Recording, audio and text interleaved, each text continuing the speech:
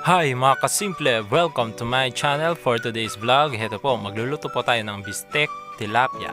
At ito po ang ating mga ingredients. Mantika, bawang, sibuyas, tanglad, pamintang durog, ginisa mix, asukal, siling haba, calamansi juice, toyo, at fried tilapia. Ilalagay ko po ang full details ng ating mga ingredients sa description box at mag-start na po tayong magluto.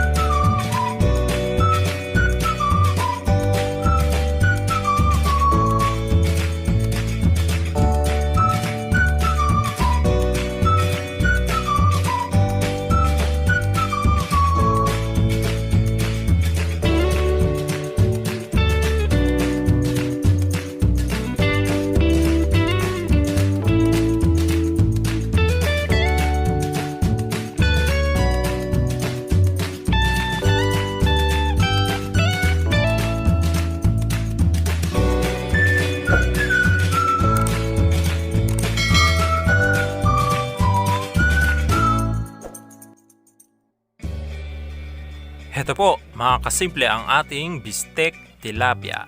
Ayan. Sana po magustuhan ninyo. Please like, share, comment, and subscribe. Maraming salamat po.